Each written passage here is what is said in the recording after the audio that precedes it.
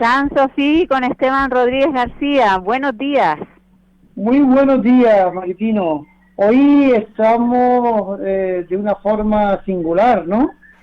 Efectivamente, me siento un poco extraña porque me falta mi micrófono, pero tengo aquí el del teléfono. Estamos hoy haciendo San Sofí a través de todo el tinglado que tiene Esteban Rodríguez García a la hora de las llamadas, pero sobre todo también con Diámetro Radio Televisión, que le damos las gracias, porque gracias a ellos precisamente vamos a poder estar hoy pues disfrutando una vez más de San Sofí.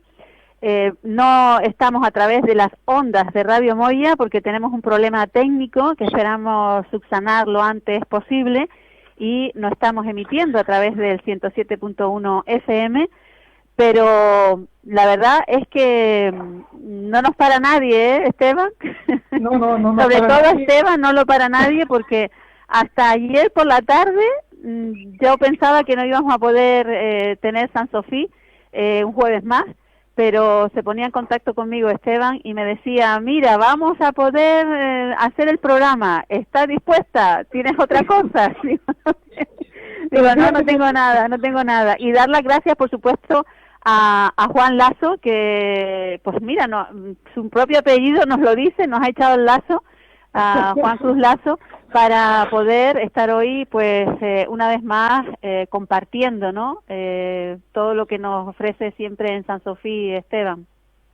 Yo creo que una de las claves de la vida, en general, no es lo que tú eres capaz de hacer, sino lo que puedes involucrar, ¿no? Es decir, si eres capaz de incentivar y de motivar a otras personas, saber cuáles son sus potencialidades, sus posibilidades y estar dispuesto a arrimar el hombro, a ayudar, a colaborar y a recibir también, a ser también humilde para recibir la ayuda cuando se requiere, ¿no? Y en este caso, sabiendo de la capacidad y de la plataforma que Juan dirige, que tiene un ámbito de cobertura internacional, pues oye, sabemos que Juan se presta y no es la primera vez. Así que ya además tenemos ese acuerdo que hemos establecido hace algún tiempo de colaboración y que está funcionando como el día de hoy se ha producido, ¿no? Juan, yo creo que Juan debe estar por ahí. Juan, buenos días. Buenos días, un saludo a todos. Lógicamente tengo que agradecer yo, antes que nada, a Radio Moya, que en su principio pues dábamos esos primeros pasos y siempre tuvimos las puertas abiertas. Esteban, está claro, eres un hombre de la casa y cuando menos, pues mira, la primera llamada, como viene ello también al revés, pues también hemos recibido esa ayuda. Por lo tanto, un saludo y que me perdonen los invitados porque hemos empezado con la presentación. Saludos a Maripino sobre todo, que está siempre ahí también dispuesta. Esteban, gracias por invitarme y también gracias a todos los que están hoy presentes, que también seguramente nos harán disfrutar un ratito de radio. Pues sí. A ver, Maripino. No, yo iba a decir que el programa hoy nos decía Esteban que íbamos a hablar en San Sofí de nos tomamos un café, es decir, toda una invitación como para decir que no, se las ha buscado de tal manera que estamos aquí en antena. Pues mira, si me lo permite, voy a empezar por quien me ha incitado a invitarlos a tomar un café, o sea, hacer una pregunta, que en este caso es el Blas Ramón Rodríguez, escritor, divulgador, psicólogo. Bueno, Blas Ramón, que siempre, cada día está emitiendo a través de su escrito y de sus publicaciones, pues propuestas para la vida cotidiana, propuestas para la vida, ¿no? Blas, buenos días. Hola, buenos días, Esteban, ¿qué tal? ¿Ya te tomaste el café de hoy? Ya, yo me tomé el café, yo me tomo siempre por la mañana un café, Esteban, que lo llamo el café de Lázaro. Y, hombre, pues como aquello de Betania, ¿no? Levántate y anda. Y es importante, sí, el café es una de las bebidas más importantes que existen y ¿sabías que casi el 90% de la población española toma café. Pues fíjate, y una época que se decía que era malo, que se tardaba mucho en digerir y que no sé qué, y parece ser que ahora... el café tiene sus luces y sus sombras, Esteban. La ciencia ha venido a demostrar que en realidad el café tiene unos cuantos beneficios muy importantes para la salud, incluso para la salud cardiovascular, e incluso para síntomas de ansiedad e incluso de depresión. Es una bebida, evidentemente, como todo, Esteban, es tomándola en moderación. Cierto que también tiene unos riesgos cardiovasculares y demás, cuando, desde luego, como el café, al fin y al cabo, contiene cafeína, que es una droga psicoactiva, y por lo tanto hay que tomarlo con moderación, pero como todo, si en la vida nos tomamos las cosas en su justa medida, lo podemos disfrutar muchísimo. Quien no se toma con moderación esto de la lectura, y aunque le invitas a un café y al final con él nunca termino tomándome un café, sino tomamos un té y otros derivados, es nuestro amigo analista financiero, y yo ya he añadido analista financiero y literario, más que nada, Jesús Ibrahim Chamali. Buenos días, Jesús. Muy buenos días. Y no nos tomamos un café porque tú eres el que pide el té, porque yo soy de 2 cafés al día. Uno a las 6, 5 y media, 6 de la mañana cuando me levanto, y otro a las 11, como ahora que estoy disfrutando de mi segundo café. Y además un café, lo que llaman los pijos modernos, ristretto, que nosotros llamábamos buchito, que es ese café pequeño, cortito, concentrado, que te pega una patada en el hígado pero te despierta. Ese es el café que yo me tomo a esta hora.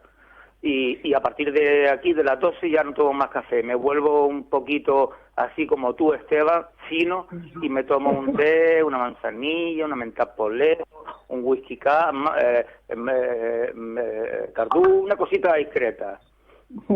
Bueno, pues para que esa patada del hígado no se produzca y para tener un poco de seguridad, pues precisamente vamos a contar hoy también con Adolfo Natán Ibáñez Batista, que es un especialista en temas de seguridad, y a lo mejor nos indica que el café pues hay que tomarlo con moderación. Hola Adolfo, buenos días. Hola, buenos días. Creo que en esa parte malos consejos iba a dar. Yo también soy bastante cafetero. Me suelo tomar una taza de café solo por la mañana, eso sí, un café bastante largo y con sacarina. Además el café, podemos decir que cada uno tiene un rito que lo hace universal, pero tiene otra cosa que lo hace incluso más maravilloso, que es que siendo un rito universal, cada cual se lo toma a su manera. Y eso creo que es algo que a tener en cuenta y es uno de los valores añadidos, uno de tantos que tiene el café. Sí, ¿verdad? ¿Cómo te lo tomas tú, Esteban? Yo, pues mira, me lo tomo tal cual, sin azúcar, con su sabor auténtico, y sobre todo si es un buen café. Si es un mal café, lógicamente le echo azúcar porque, bueno, ya por cortesía uno dice, oye, me lo voy a tomar para no ser un feo, aquí me lo pone. Pero si es un mal café, primero yo si no sé si que es un buen café, pido un té. Pues sí. Pues mira, Maripino, había hecho una nota que decía que la invitación a tomar un café es la excusa o argumento perfecto para establecer algún tipo de comunicación que lleva implícita una intencionalidad concreta. En ocasiones tan solo se trata de crear el amplio sentido de la palabra, de crear, porque el café nos convoca. ¿Tú eres cafetera también, Maripino? Pues mira, yo tengo que confesar que muy cafetera no soy, pero sí que me tomo el café solo y sin azúcar, como tú, Esteban. Pues y eso sí, por las mañanas, el café solo y sin azúcar más bien en horas de la tarde, y también soy de 2 cafés en todo caso, y por la mañana sí mi café con leche, que me sabe un montón, aunque reconozco que tuve una época en la que no tomaba café, me dio por las infusiones, y hasta tal punto que tenía una cafetera, se me rompió y no compré otra porque yo me tomaba mis infusiones, Y claro, cuando venía la familia, en eso que hablas tú de convocar para tomar el café, pues sí, es un pretexto, decir, vamos a tomarnos un café, pero para reunirnos y estar juntos. Pero claro, mi familia, por supuesto, para convocarnos y reunirnos, pero también para tomarse su cafecito. Pero claro, les tocaba infusión. Y al final terminaron comprándome una cafetera para que cuando viniesen a casa pues poder disfrutar del café. Y estaba mirando aquí que, hablando de infusiones, que el café en un principio fue una infusión. Es decir, se tomaba como infusión.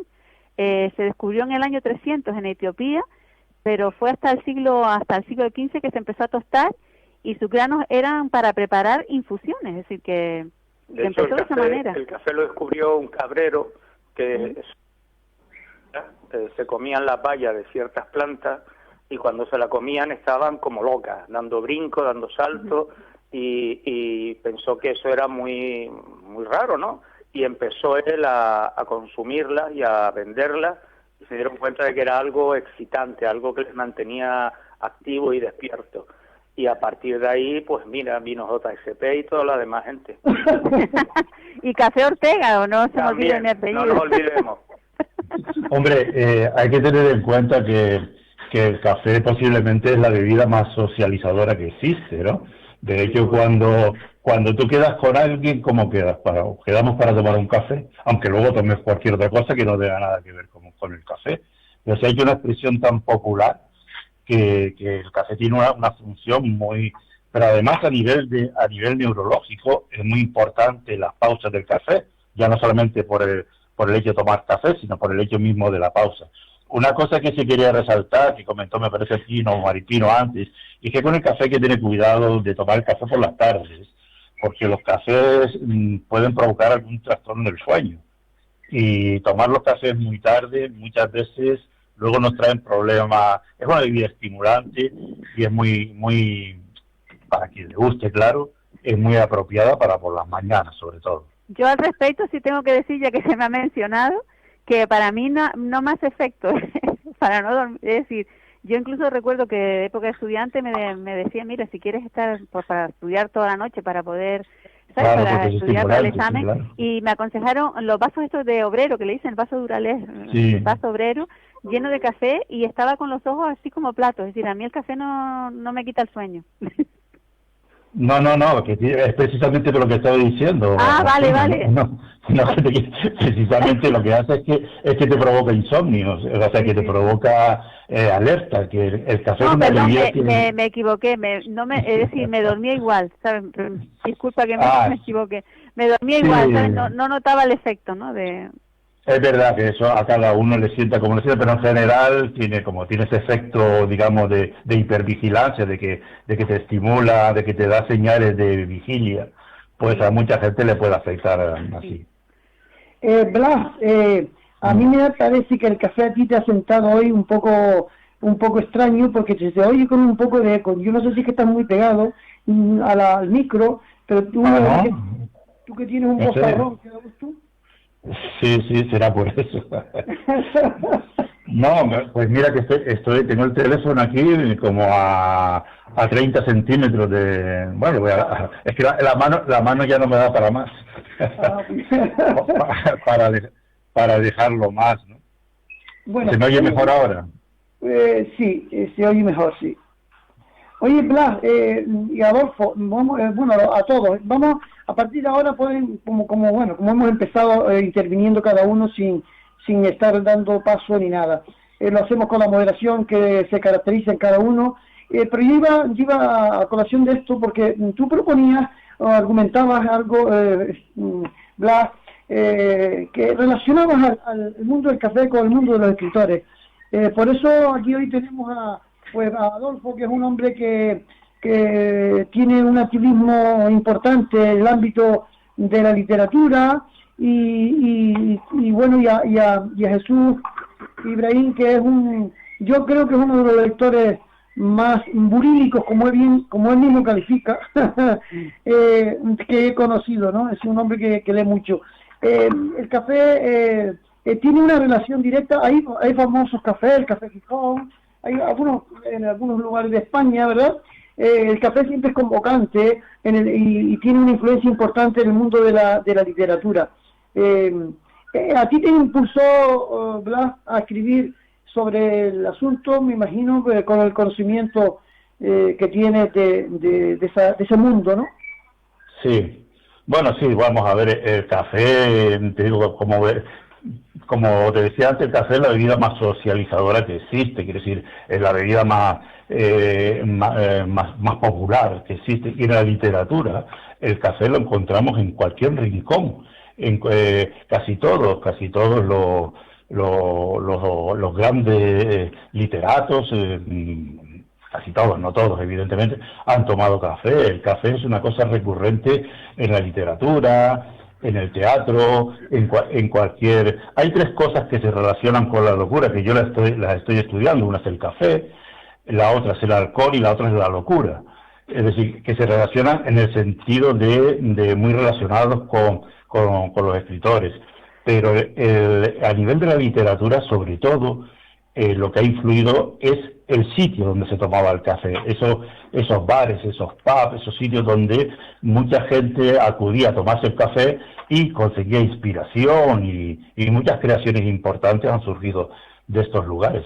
Don Blas, mira, yo conozco pues algunos escritores y sobre todo las biografías de muchos, y sí que es cierto que se reunían en café. De hecho, bueno, Esteban acaba de nombrar la más famosa, la tertulia del Café Gijón, no la única, pero sí la más famosa, pero no era un sitio donde iban a tomar café.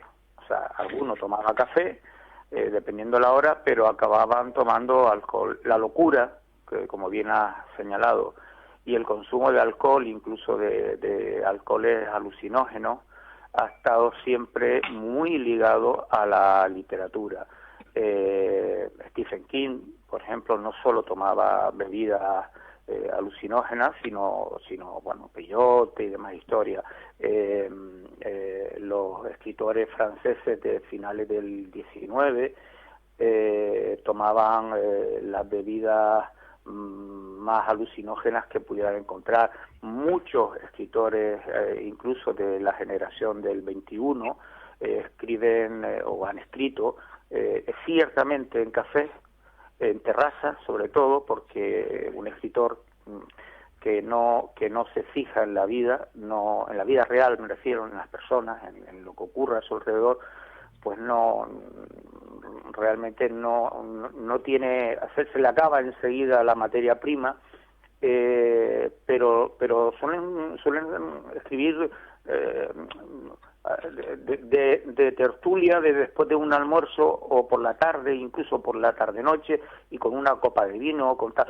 El alcohol, desde mi punto de vista, está más ligado a la escritura que el café. Cuando ya empiezas a madurar como escritor, vas limitando ese consumo de alcohol, lo vas alejando y vas consumiendo pues infusiones y tal. Incluso vas alejándote de esos centros, de ese mundillo literario, como yo lo llamo, y te vas recluyendo en sitios donde te permite concentrarte más, te permite recrear más, te permite disfrutar más de la memoria que has ido acumulando durante todo este tiempo.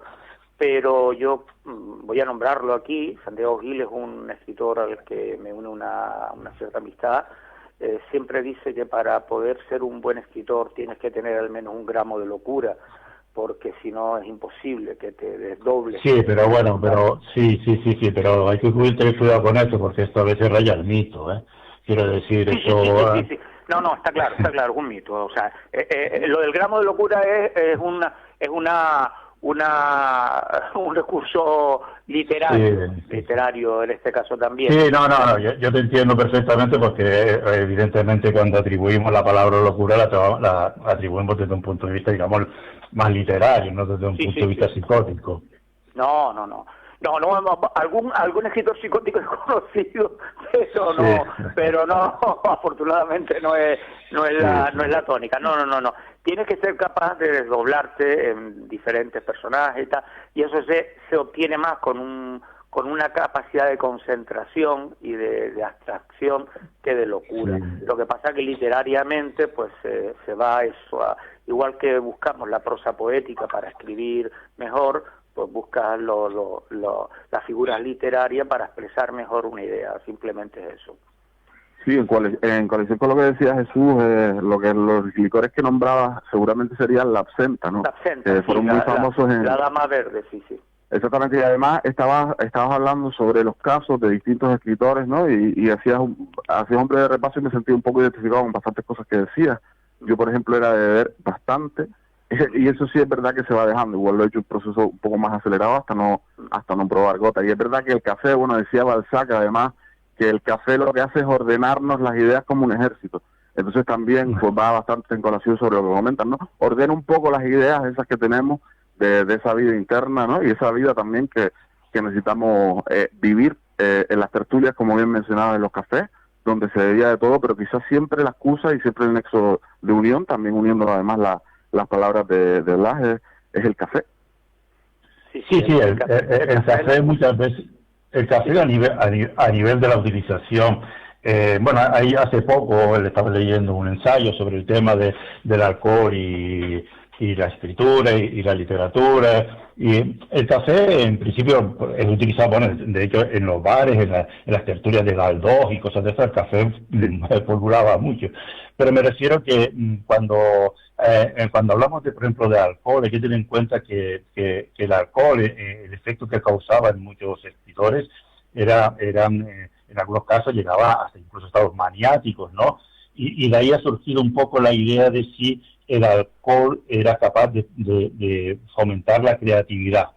Hay muchos estudios que esto ya lo echan por tierra, ¿no? Es decir, en realidad el alcohol al final hace que las personas se metan en un bucle donde tienden a repetir lo mismo, independientemente que hay muchos escritores como Hemingway que el alcohol lo utilizaron para escribir gran parte de su obra.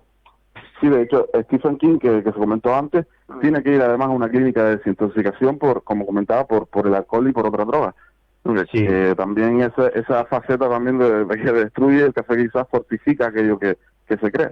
Yo creo que vamos por época, porque, por ejemplo, Poe o Guy de Maupassant eran personas que consumían absenta, consumían opio, consumían diferentes drogas que en ese momento no eran consideradas drogas, eran las drogas sociales de la alta sociedad, de la sociedad que podía permitirse un consumo reiterado, y se refleja sobre todo en sus obras digamos, de misterio, de terror, esos miedos casi góticos, porque claro, cada época tiene su tipo de miedo.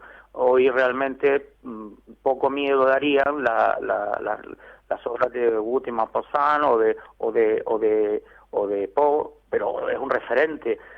Las obras de Stephen King en los años 60, 70, 80 daban un pavor, incluso hoy en día dan un cierto miedo, pero hay obras como Las dos torres, no sé qué, La torre oscura, que tú las lees y son absolutamente incomprensibles. Es un delirio de una persona que está en un estado totalmente enajenado. Sí, en La torre oscura además se confunde en tiempo, es decir, no se sabe muy bien en qué época se está desarrollando la trama, discurren cosas un poco raras, un poco extrañas. Yo lo he leído 2 veces y no lo he entendido ni una. Por eso en muchas ocasiones esto, cuando hablamos precisamente del tema de la locura, y ya no solamente en el mundo de la literatura, sino en el mundo de las artes plásticas también, muchas veces el hilo conductor de ese estado de neurosis, ¿no? de locura, viene dado precisamente por un estado de alcoholismo, o por un estado o por un consumo excesivo de alcohol que lleva a situaciones delirantes, ¿no? Y muchas veces se ha confundido el hecho de decir, no, es que hay que estar un poco loco, ¿no? Y muchas veces esa locura que se ha reflejado sobre todo y bastante en el mundo de la pintura, tiene que ver a veces con el consumo de sustancias tóxicas. Porque es más visual, porque tú, un libro, primero el libro, tenemos un problema en el mundo de la literatura y los que escriben y los que leemos, creo que los que estemos, digamos, de una manera semiprofesional o profesional, los que escriben de una manera profesional, creo que estarán de acuerdo. En España se publican muchos libros, se venden bastantes libros y se leen muy pocos libros. Es decir, hay muchos libros que se compran porque, en fin, vas a la presentación de un libro, de un amigo, no sé qué, lo compras, te lo firma, queda muy bien, está un tiempo en la estantería, luego cuando la estantería se llena, lo vas llevando a ciertas partes, o los tiras o los regalas, pero realmente leer, se lee muy poco, y desde luego leer clásico. Todo el mundo habla de Chekhov, pero me gustaría saber cuánta gente realmente ha leído a Chekhov, o no sé, o a John Dos Passos, gente que efectivamente son clásicos, pero son clásicos por algo. Y estas personas tienen notas ahí que hay un punto de desajuste, pero no lo notas a menos de que lo leas con calma, mientras que tú coges un cuadro y el cuadro es visual, lo miras y dices tú, joder, este tío estaba como una puta cabra. Por ejemplo, eso se asocia mucho con Munch, ¿no? Y con Van Gogh, con gente que tú ves que las pinceladas son más gruesas, casi empastes de pintura, no hay pinceladas, hay pegote, el grito, todo el mundo lo asocia con la angustia vital que realmente al parecer no era eso. Yo de pintura reconozco que entiendo poco, bueno, ahora entiendo un poco más porque estoy pintando mi casa, pero vamos, creo que no hablamos de esto.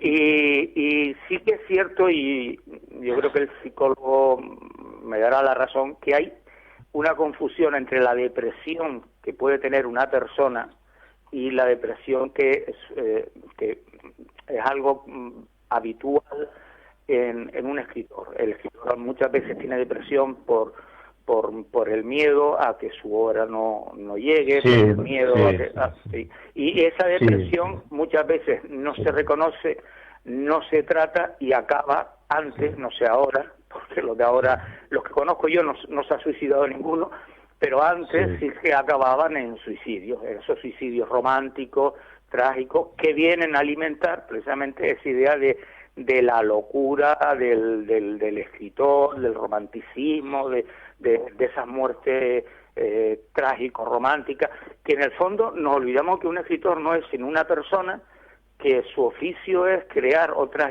realidades para evadirse de la de él y que otros disfruten con las que él crea. No es sino un oficio más, como el señor que hace, el ebanista, que coge un trozo de madera feo, lo pule, lo talla, le da barniz, cuando acaba de decir tú, joder, qué mesa más bonita, pero nadie piensa que al principio era un trozo de madera que era un tarugo. Hombre, yo les invito a propósito del alcohol, un ensayo de Javier Barreiro. Yo voy a la copa. No, era un libro, vale. No, es un ensayo que es muy interesante y habla un poco del tema. En cuanto a lo que comentaba, con la palabra depresión hay que tener un poco de cuidado, porque se utiliza con demasiada facilidad. Perdón, la palabra. La depresión, la palabra depresión. Sí. Es una cosa que se utiliza con cierta facilidad y que hay que tener cuidado, porque la depresión, al fin y al cabo, es un trastorno mental muy serio y muy complicado y muy grave. No es lo mismo que uno se sienta porque las cosas no le salen bien, porque le faltan ideas, porque no acaba de pasar de la hoja en blanco, porque le parece que lo que ha escrito, lo que ha pintado, lo que ha hecho no le gusta. No hay que confundir el hecho de tener un estado de ánimo decaído, de estar incluso de padecer una ansiedad porque las cosas no te salen, a pasar una verdadera depresión, que, como digo, un trastorno mental. Evidentemente hay muchas obras literarias en las cuales puedes comprobar cómo el contenido, la novela en sí o el texto es fruto de una mente deprimida, pero esa mente deprimida probablemente no lo sea por el hecho literario en sí, sino posiblemente por el hecho de que la persona en concreto ya tenía una afectación o un trastorno mental adquirido muy probablemente desde la infancia. Sí. Yukio Mishima, por ejemplo, que acaba suicidándose, en su obra se nota ese trasfondo depresivo, pero porque él en principio vivía en una sociedad que era el Japón feudal, pierde una guerra siendo él de un partido muy nacionalista, su homosexualidad no la aceptaba, en fin, tenía una serie de condicionantes y una depresión tratada, en este caso, diagnosticada, no sé si tratada, que acaba pues en un suicidio ritual en un país donde el suicidio no está mal visto. Pero claro, cuando tú lees al Yukio Mishima dices tú, joder, este hombre escribe bien, pero te deja un sabor de boca un tanto así. Pero claro, es que nadie... Eso incluso en la obra de Hemingway lo es. Claro, evidentemente. Y notas como de algún... Hombre, ya a toro pasado es fácil, ¿no? Pero de alguna manera, si la analizas, ves componentes de una persona profundamente depresiva. Yo que la de Hemingway lo que sí es una persona alcoholizada, fíjate. Y luego confundo a lo mejor lo de alcoholizado con depresivo. Y también ¿sabes lo que pasa? Que el alcohol es una de las causas de la depresión. Claro. Y, el alcohol, entre las causas de la depresión, no solamente una enfermedad que parece que aparece de la nada, no. Uh-huh. Tiene sus condicionantes, sí. Condicionantes, y uno de ellos es el consumo de sustancias tóxicas. Uh-huh. De hecho, casi el 60% de personas, digamos, socialmente depresivas tienen que ver con el uso y abuso de diferentes sustancias. Y el alcohol es un potencial depresivo tremendo. Bueno, Maripino. Yo ahora nombrando el alcohol y el café, un carajito, ¿no? Carajillo.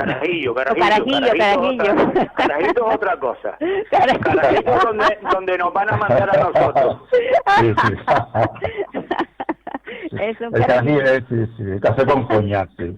Sí, un café con coñac, no, me acordé ahora por precisamente por mezclar porque se hace una mezcla, ¿no?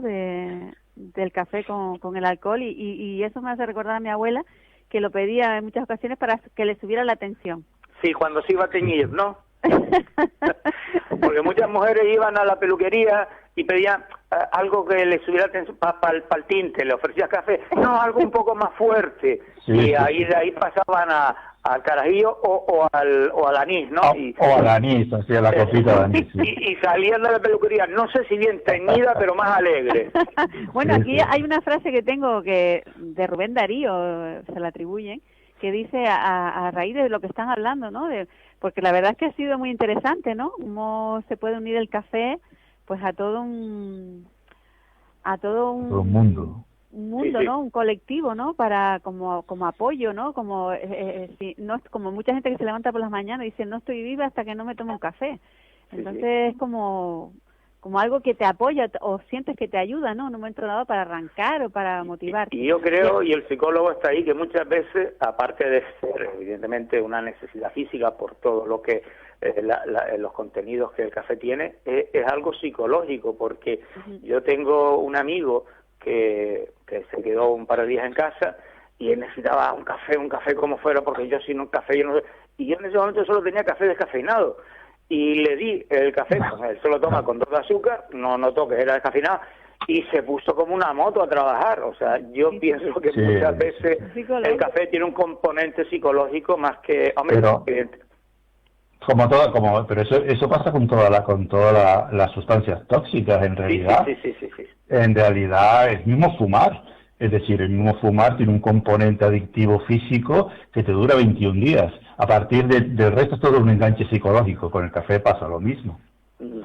Aquí la frase que les comentaba de Rubén Darío, por si una buena taza de su negro licor bien preparado contiene tantos problemas y tantos poemas como una botella de tinta. Precioso. Sí. Precioso. Si se fijan, yo creo que el café, al fin y al cabo, es una excusa perfecta que, al margen de la sustancia, al margen de los componentes químicos que puede tener y que puede influir en la mente, ¿no? En el cuerpo, tiene el poder convocante, tiene esa excusa para encontrarnos, para socializar, para resolver muchos conflictos o incluso para crear. Yo creo que a mí la palabra que más me gusta es la de crear, ¿no? Sí, a partir de un café se puede crear, pues se puede crear un libro, se puede crear un colectivo, se puede crear y además, aunque no haya café sobre la mesa, el café es el que los convoca, ¿no? Por eso tiene un componente químico que ya no es la química propia del café, sino la química que genera en la mente humana, en la capacidad para socializar y para comunicarse los unos con los otros, ¿no? Esteban, hablando de arte, Esteban, disculpa que les interrumpa, es que ahora también el café, una taza de café se ha convertido en arte. ¿No ven ustedes los diseños que se hacen ahora? Bueno. A mí una taza de café, esto es como yo qué sé, una taza de café es una taza de café, más larga, más corta, más fuerte, más flojo, pero todo lo demás es como cuando, yo qué sé, a un reloj le empiezas a poner, como un anuncio que veo en la tele, un montón de historias que a la hora de la verdad el usuario normal no usa nunca. O sea, yo he visto relojes con altímetro, no sé qué, profundímetro, no sé cuántas, y te llama la atención porque es bonito, y después te voy a pensar, ¿y cuándo coño voy a usar yo un altímetro? Y esto de la velocidad del no sé qué, ¿yo para cuándo lo voy a usar? Y estás pagando una cosa que no. Lo que sí es cierto es que el café, que en la época normal y hasta hace no mucho era simplemente pues una bebida, la bebida de la comida, la bebida social, se ha convertido en postres, en café helado, en helados de café, en salsas para comida. O sea, el café se ha convertido en algo tan esencial, hablando ahora en lo culinario, como cualquier otro elemento. Es decir, llega un momento donde algo que era tan humilde como era el cafecito, cuando había, porque en la época de la guerra había chicoria, el que ha vuelto de moda, por cierto, el cafecito hoy es prácticamente algo tan presente en la mesa como cualquier otra cosa, casi diría que como el pan. Y volviendo a lo que decía Esteban, sí, yo creo que el café es como la campana que en los pueblos pequeños, o el señor de la trompetilla, no recuerdo cómo se llama, el señor este que iba tocando por las trompetillas por las calles para que los vecinos se reunieran, pues es el café, es el aglutinante que después provoca las reuniones, las decisiones, y habrá café o no, habrá agua, habrá cerveza, no habrá nada. Lo importante es que estén las personas y la voluntad de hablar, de llegar a un consenso o de partir incluso de un disenso. Lo importante es la excusa, y la excusa es el café. Sí, el olor a café, porque ahora mismo el café se hace hasta con máquinas que ya con cápsulas. El olor a café, ¿no? Por las mañanas, ese olor a café que una maravilla. Que sin tomarte el café ya te está dando vida. Sí. Cuando yo a veces doy un paseo tempranito a las 6 de la mañana y me doy un paseo porque ahora no hay mucha gente en la calle y a mí me reconoce todo el mundo, me tira autógrafos, George Clooney y tal, y soy yo. A vos, cuéntale. Yo vivo en un barrio muy pequeñito, muy rural, y las señoras, los señores ahora están empezando, porque hay mucha gente trabajadora, a hacer su café, y pasa y huele el café calentito, el otro señor que calienta el pan en la sartén, porque aquí las tostadas han llegado, evidentemente, esto no vivo en una gruta, pero todavía se usa que si te sobra pan del día anterior lo calientas en la sartén y le pones pues mermelada o mantequilla, y eso lo pan caliente de sartén, que es único, y junto con el del café a mí me lleva pues a mi infancia, porque yo también tuve infancia, vamos a dejarlo claro, y mucho tiempo pero sí que la tuve, y me agrada. Llegas a casa y llegas con un espíritu renovado, con ganas de hacer cosas y con ganas de leer o de escribir algún relato, algún cuento o algo. Hay quien dice, Esteban, que el café tiene que ser como el amor, ¿no? Caliente y aromático. Que si lo tomas frío, pues pierde mucho, y ya no te digo nada si está recalentado. Pues mira, aquí tengo una frase precisamente de lo que están comentando, dice: el amor debe ser como el café, a veces fuerte, a veces dulce, a veces solo y otras acompañado, pero nunca debe estar frío. Exacto, no recalentado. No recalentado. No sé si se está escuchando Adolfo, que creo que... A ver, Adolfo. Sí, creo que tenemos algún problema con Adolfo. No se le escucha su voz. Sí, bueno, a ver si puede Juan resolverlo. Pues sí, Ramón acaba de poner sobre la mesa un tema muy sugerente, la relación del café con el amor. Y indudablemente es un tema también recurrente en ese aspecto, ¿no? Es decir, las relaciones que se producen a través... Yo creo que cualquier momento delante de un café es un acto de amor, porque es un acto mayormente que conciliador de comunicación, por lo tanto eso es un acto de amor. Otra cosa ya es lo que se deriva. Se puede derivar en un romance amoroso o en un disgusto tremendo, pero bueno, son otras derivas que quizás el café no es el culpable. No, pero es eso, es que, ¿sabes qué pasa? Que al café se le puede sacar muchas metáforas, se le puede sacar mucha punta y se puede relacionar con tantas cosas, pero básicamente es una cosa que comentábamos antes, ¿no? Es una bebida socializadora, es lo que hace que conectemos con muchas cosas de muchas maneras. Esteban, estoy mirando aquí porque ya saben, como decía Juan Lazo al principio, que se está retransmitiendo en directo. Yo lo estoy viendo a través del Facebook y hay personas que están ya interactuando, y Raquel Martín, por ejemplo, nos dice que nos está escuchando, nos manda besos. Paula Delgado Rivero nos da saludos desde Tenerife, y además también nos dicen que está muy rico el café con una bolita de vainilla. Sí, ya te digo que el café pega con todo. Creo que hemos recuperado a Adolfo, ¿eh? Sí. Sí, perdonen que tenía antes un problema con el teléfono, no sé qué sucedió. Sobre lo que decía Esteban, que el café sirve como una excusa, y yo recuerdo además, creo que todos, ¿no? Porque el café sirve como excusa para estar y como excusa para no estar. Yo recuerdo todos los cafés pendientes que tenemos con tanta gente, de eso ya me tomaré un café contigo, y también existe eso, los cafés fríos. Creo, además, recuerdo haber escrito un poema, que no lo tengo ahora mismo a mano, sobre aquellos cafés que quedaron en el olvido, ¿no? Que quedaron fríos para siempre y que ya nadie los rescató. Es una excusa siempre para cualquier cosa, para cualquier reunión, y me parece que no solo me acuerdo de los cafés que crearon cosas y proyectos, sino recuerdo también aquellos cafés ausentes de qué podrían ser, la historia también que tienen esos cafés en la ausencia. Yo no sé, pero yo la historia de que el café y el amor van de la mano, yo no sé hasta qué punto. No, es que no hablo de amor, hablo de la ausencia del café, esas reuniones que uno no tiene por qué estar amor. No, lo que tú acabas de decir. Hace poco decían que el café, o apuntaban que tal vez el café y el amor tienen una cierta complicidad y tal. Yo no. Eso es una arista más, eso es una parte más del mito del café. Fíjate que el café, yo iría, yo siempre me acuerdo de Ovidio, que decía que los amantes mojen sus dedos en vino y dibujen corazones. Pero vamos a ver, ¿cuántas relaciones no han empezado porque vamos para tomar un café?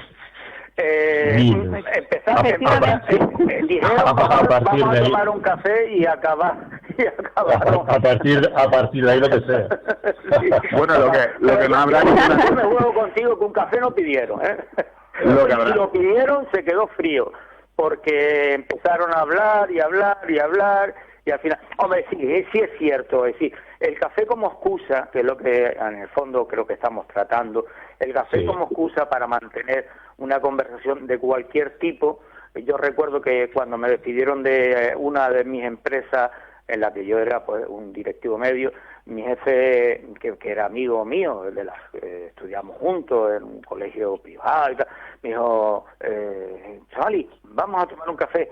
Y cuando volví del café, no me había tomado el café y tenía la carta de despido en la mano. O sea que el café sirve para todo, hasta para despedir a un tío. Es simplemente la excusa de cambiar de el ambiente frío o impersonal de una oficina, te lo llevas a otro lado para hablar, para mantener una conversación que no quieres que sea en un lado, o para provocar nuevas conversaciones.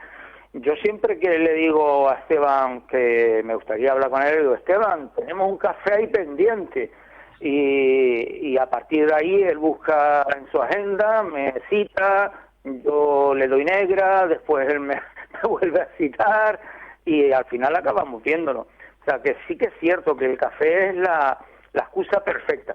Nadie te dice, oye, bueno, nadie, no conozco mucha gente que te diga, oye, vamos por ahí a tomarnos 2 Riojas y un chuletón para hablar. A lo mejor lo hay, a mí no me han invitado, desde luego. Oye, yo le voy a hacer una pregunta, Ramón, le voy a hacer una pregunta. Oye, Blas, ¿tú en algún momento has recetado perdón, que estoy muy cerca, has recetado a alguno de tus pacientes a que se tome un cafecito y se tranquilice? Bueno, yo de hecho en mi consulta invito a café. Es decir, invito a café, invito a un té, en fin. El café sencillamente es una manera a veces de crear una pausa para reflexionar sobre algo. O sea, cuando hablamos, lo que decíamos, cuando hablamos de vamos a hacer un café, puede ser un café o puede ser lo que sea.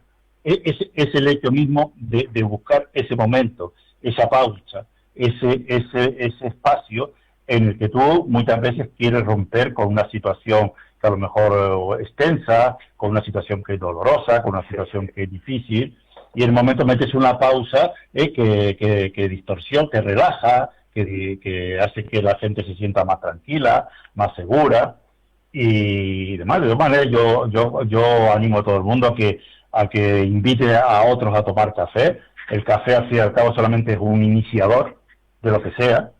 Y lo más importante es que en este mundo donde casi, como comentaba un compañero antes, prácticamente la gente casi no lee, donde vamos a la inmediatez de las redes sociales y demás, dedicarnos a tomar cafecitos por aquí y por allá con amigos, con gente, empezar a hacer nuevas relaciones, es una terapia muy recomendable.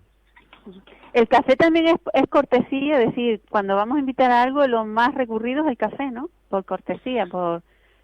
Sí, es porque estamos acostumbrados a esa expresión, es una expresión muy latina, no solamente española, sino muy de Sudamérica. Tomar un café prácticamente todo el mundo sabe lo que quiere decir. Es decir, vamos a sentarnos tú y yo porque quiero sentarme contigo. Es básicamente lo que dice. Hay una cosa curiosa también aquí, que la palabra del café proviene del árabe, que a ver si lo pronuncio bien, Kawat al-Bun, que significa vino del grano, es decir, que... Es que de los árabes hemos de aprender tanto, que sobre todo a nivel de cómo se interrelacionan las personas, ¿no? Sí. Pues es curioso eso que acabas de decir. Es como un vino, vamos, el café como el vino, ¿no? Es decir, Sí. Claro que el vino porque también la gente dice, nos tomamos unos vinitos, es decir... Sí, en la Edad Media el vino, cuando se invitaba a alguien a la casa, se invitaba a vino. Solo hemos cambiado en el paso del tiempo por el café. Sí. Y además el vino estaba caliente, se calentaba, se le ponían especias, igual que la canela, sobre todo. Es decir, tú hoy le das a un tío un Rioja caliente y con canela y clavo y te pega. En aquella época era la exquisitez. Todo evoluciona. Efectivamente, además, no nos olvidemos que la Iglesia siempre se opone a lo nuevo. Cuando llegó el café no le parecía bien, decía que era una bebida del diablo. Cuando llegó el té, pues 3/4 de lo mismo. Es decir, tuvo que venir algún papa que diera no recuerdo el papa en este momento, que diera su parte positiva y empezara a dejar de oponerse. En cuanto al té, pues fue la Iglesia anglicana la que, digamos, se opuso de entrada porque, en fin, ellos tenían unos intereses económicos muy importantes en la cerveza, que era la bebida oficial, Y claro, si la gente empezaba a beber té y dejaba de beber cerveza, el negocio se iba a la mierda. Y esto es como todo en la vida. Yo creo que sí, que es cierto. Y hoy estamos hablando de café, y a lo mejor dentro de... si la COVID y el ser humano no se cargan el mundo, dentro de 300 años hablarán de vete tú a saber el qué, y dirán, mira, aquellos tíos que tomaban café, joder, ¿cómo eran, no? Pues es así, la vida es una evolución constante y hay que adaptarse, que es lo más difícil. Yo estoy totalmente de acuerdo con el psicólogo en tanto en cuanto todo lo que sea una pausa y un pararte a reflexionar, sobre todo cuando vas con mucho estrés. Yo he padecido mucho estrés en la vida, alguna depresión, por eso sé lo que es estar deprimido, he estado en tratamiento psicológico, y yo no me escondo, porque creo que igual que cuando alguien se rompe un hueso, tampoco tiene que decir, joder, ¿cómo le digo yo a la gente que fui al traumatólogo? Coño, que me rompí un hueso, ¿a dónde voy a ir? Pues cuando tengo una enfermedad que no es de hueso, sino cualquier otro tipo, y en este caso una enfermedad que afecta al alma, a la mente, pues fui al médico y me ayudó a salir adelante. Sí, y además eso que dices es muy importante, porque al fin y al cabo se trata de eso, de que de las cosas se sale. Igual Claro. que se sale de un esguince de pie, pues se sale de una depresión. De forma diferente, porque Claro. lo que un esguince de tobillo requiere 2 semanas, 3 semanas de descanso, hielo y antiinflamatorio, y a lo mejor pues una depresión o un estado de ansiedad continuado, un estado de distrés, pues lo que requiere es más tiempo, sobre todo saber conversar, saber expulsar lo que uno tiene dentro, que es lo que le está oprimiendo, y eso requiere más tiempo y sobre todo paciencia, la paciencia de saber encontrar dónde está el atasco en la tubería, ¿no? Y eso... Oye, hablando de paciencia, Jesús, y todo, para diferenciar un poco entre tomarnos un vinito que es muy tradicional, muy nuestro, ¿no? También. Y el café, digo, son como que se temporiza de forma distinta. Si el café parece como que es algo más inmediato, de menos tiempo, el vino requiere un poco más de tiempo. El vino implica ya una conversación más fluida, más distendida, quizás con más gente. No sé si puedo equivocarme en esa apreciación que estoy haciendo, pero Claro. da la impresión de que el vino es para más largo tiempo, ¿no? Claro, de hecho, en el café lo que ejercita es el hablar, la discusión, además en un debate, en un espacio más breve de tiempo, y además una de las cosas más complicadas, que no es escucharnos a nosotros mismos, sino escuchar al otro, ¿no? Porque tenemos poco tiempo, tiene que ser un mensaje claro de una reunión, de algo que queramos, y sobre lo del tema de antes, del amor, también mezclando un poco el tema que se habló antes, el café quizás no sea sucedáneo del amor, pero seguramente un café también con amor pues sabe más, y un café con amor pues está en el arte de la tertulia, que es hablar, y además lo más importante es saber escuchar al otro. Qué bueno eso de Hombre, es importante, al fin y al cabo el sabor y el aroma del café estimulan los mismos centros cerebrales que lo estimula el sexo, por ejemplo, ¿no? Y entonces es importante cómo conecta las cosas. En cuanto a eso del vino, mira, ya en la Grecia, Sócrates y Aristófanes y todo esto hacían apologías del vino de una manera tremenda. De hecho, el hecho de que utilizamos los psicólogos, ¿no? Que es el diálogo socrático, cuando hablamos con nuestros pacientes un poco, y van analizando la importancia, por ejemplo, que el vino tenía en estas charlas, o que puede tener actualmente en las charlas que tenemos con amigos. Lo que pasa es que cuando tomamos un café, quizás buscamos es como iniciar algo, es como querer a lo mejor una opinión, un consejo de alguien. Y cuando iniciamos y cuando tomamos vino, ya es una interacción más tú a tú, donde cada uno aporta su cosa y donde el fin quizás es más lúdico. Sí, diríamos que el vino genera una mayor igualdad en la relación, por lo que estás diciendo, ¿no? Sí, exactamente. El vino iguala a las personas. De hecho, cuando uno se toma un par de vinos, de gente que es más tímida y demás, pues el vino le ayuda a hacerse esa timidez y de alguna manera iguala dentro de lo que cabe, entiéndase, ¿no? Oye, Sin ánimo de chafarla ni de abrir un nuevo debate, porque nos queda poco tiempo. No sé qué piensan ustedes, y esta pregunta se la lanzo a todos y a todas. Es posible que, como insinuaba antes o decía Blas Ramón, el café pueda ser un sustituto del sexo, o el chocolate o algún otro de esos ingredientes.